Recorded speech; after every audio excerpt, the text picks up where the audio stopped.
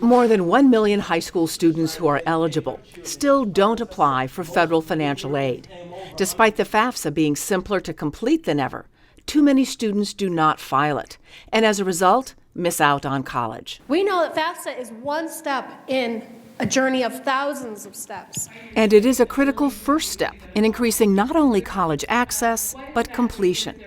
Goal 2025 calls for 23 million Americans earning high-quality degrees and credentials with workforce value in the next 12 years. Remember what I said, 23 million, one person at a time. Through your access to this data, you have the opportunity now, one student at a time. That's why these 300 K-12 leaders from 31 states gathered to discuss new strategies and resources at the U.S. Department of Education FAFSA Completion Pilot Project convening. It was co-funded by Lumina Foundation, the Bill and Melinda Gates Foundation, and the Kresge Foundation. Participants came with enthusiasm. Really, even just after this morning's session, we are ready to go. And they brought questions.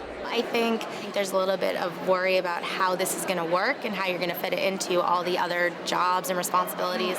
We've seen a lot of push in high schools for going to college, but we believe as our program that it needs to start way before. We'd love to have some great advocacy and solutions for our undocumented families. So I think with the Hispanic population, they have to aware that these services are available.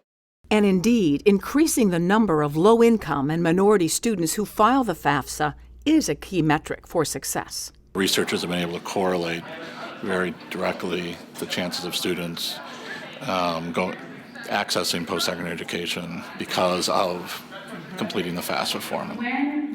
The national FAFSA completion rate is 57%, but school leaders heard how this pilot project's new tools and metrics will build momentum. We're trying to share information through Twitter and Facebook and YouTube, and we want these school districts to engage that way as well because that's where the students are.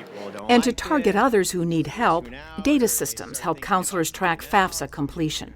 When you know who's not doing it, that opens up the door to start targeting, to start talking to the students who are doing it. But as far as the FAFSA pilot, counselors communicated with me. So they breakout sessions help districts to plan, share success stories, and become empowered. As the information, as the specific how-tos, as other people's success stories become plain and clear, it becomes about not just I agree that this is a good thing to do, but I agree that I can do this. I think the biggest lesson is beg, borrow, and steal anything you can get your hands on here, because that's really how the program grows. Chicago's dramatic rise in its FAFSA completion rate has created an added benefit for students. For the first time, they're understanding they can access this sometimes dream that they have. And so our college enrollment numbers have been steadily increasing by 3 to 5% every single year since 2003. That's huge for a large urban district.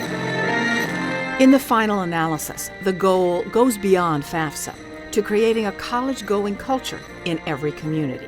Creating a college-going culture is the hard part. Filling out the FAFSA is the easy part, but it's one step along the way to making your community think about life does not end after high school. It just starts.